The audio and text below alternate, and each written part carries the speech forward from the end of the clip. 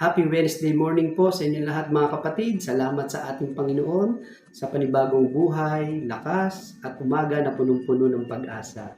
Ating simulan ang ating umagang ito sa ating pagbubulay-bulay ng kanyang mga salita sa pamagitan ng ating online morning devotion, ang Grab Food for the Soul, our daily dose for the nourishment of our soul. Nang sa ganon, tayo po ay patuloy na magabayan ng ating Panginoon sa ating buong araw na pamumuhay. Ang pamagat po ng ating pagbubulay-bulayan sa umagang ito ay the goodness of God, ang kabutihan ng ating Panginoon Diyos. Ang ating pong batayan talata ay ating mababasa sa Psalms 103 verses 3 to 12. Pero ang babasahin ko na ng pong mga talata ay yung talataang 3 hanggang 5 at ganito ang sinasabi ng salita ng ating Panginoon. Ang lahat kong kasalanan, siya'y nagpapatawad. Anumang sa aking sakit, ginagamot niyang lahat. Sa bingit ng kamatayan, ako ay inililigtas at pinagpapala ako sa pag-ibig niya at habag. Sa sarili ang dulot niya'y kasiyahan habang buhay. Kaya naman ang lakas ko ay lakas ng kabataan. Katulad ng sa agila ang taglay kong kalakasan. Salamat at purihin natin ng Panginoon sa ating pagbasa at pagkarinig ng kanyang mga banal na salita. Mga kapatid at mga kaibigan, yung mga talata po nating binasa, maging sa pamagat ng ating pagbubulay-bulay, ay atin na mararamdaman yung kabutihan ng ating Panginoon Diyos. Of course, tayong lahat ay hindi ikakaila sa ating buhay kung paano tayo pinagpapala ng ating Panginoon Diyos. Ang wika nga, hindi lamang tayo nakakaranas ng pagpapatawad ng ating Panginoon Diyos sa ating mga kasalanan at kakulangan. Pinupuno ng Diyos ng pagpapala ang ating mga buhay. Pinupuno niya pa tayo ng mga pagpapala beyond our imagination. Hindi lamang pagpapalang punong-puno, kundi pagpapalang umaapaw. Kaya nga po ang wika ni Haring David, my cup overflows. So sa kanyang bibig ay namumutawi ang kapahayagan ng biyayang masagana at umaapaw mula sa ating Panginoon Diyos. Mula po dito sa ating batayan talata ay ating pagbubulay-bulayan ang mga iba't ibang pagpapala ng Panginoon na inilaan sa bawat isa sa atin. Maging ang Isaiah chapter 40 verse 31 na ating maihambing sa mga talataang ating binasa ay nagsabi rin sa atin, ngunit muling lumalakas at sumisigla ang nagtitiwala kay Yahweh. Lilipad silang tulad ng mga agila, sila'y tatakbo ngunit hindi mapapagod, sila'y lalakad ngunit hindi manghihina. Mararamdaman yung patuluyang kasiyahan at kalakasan ng buhay na nagpapatuloy na naglilingkod sa Panginoon sa kabila ng iba't ibang mga hamon na kinakaharap sa buhay. Tingnan po natin ang iba't ibang mga pagpapala ng Panginoon na inilaan mula sa ating mga batayang talata. Una, ating pong matutunghayan dito na ang pagmamahal ng Panginoon Diyos ay kasing taas ng langit. Ang wika po sa verse 11, ang agwat ng lupa at langit sukatin may hindi kaya.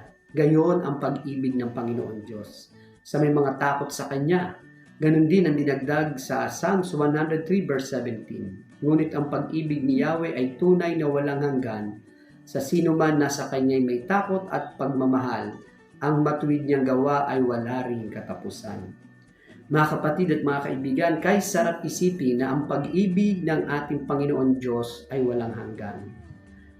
Walang boundary, walang limitasyon. It's not only sky is the limit.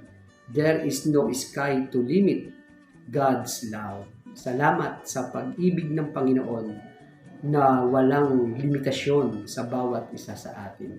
Isunod po natin ang sinasabi ng Psalms 103 verse 13, yung pong kahabagan o yung mercy. Kung paano nahabag ang Ama sa akin, gayon siya'y nahabag sa may takot sa Kanya.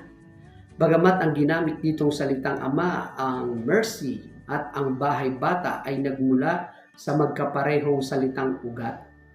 Sa bahay bata isinisilang ang bagong buhay at bagong pag-asa. Kapag ipinagkalooban tayo ng Diyos na mercy o habag, lumilikha siya ng mga bagong sitwasyong magsisilang ng bagong buhay at pag-asa. Isa po yan sa kabutihan ng Panginoon Diyos sa atin. Sunod po natin ang sinabi sa Psalms 103 verse 3 and verse 8 na sinasabi doon siya'y mabagal sa pagkagalit. Ang lahat kong kasalanan ay siya'y nagpapatawad. At anumang aking sakit, ginagamot niyang lahat. Si Yahweh ay mahabagit mapagpatawad, mapagmahal, hindi madaling magalit, wagas ang pag-ibig. Ang wika nga po kung ating Panginoon Diyos na ating pinaglilingkuran ay madaling magalit, saan kaya tayo pupulutin? Buti na lang ang ating Panginoon Diyos ay mabagal sa pagkagalit. Kung ito ay laging biglain at laging nagagalit, ay malamang kung saan-saan tayo pupulutin. Sa Greek mythology, meron silang God of anger o fury.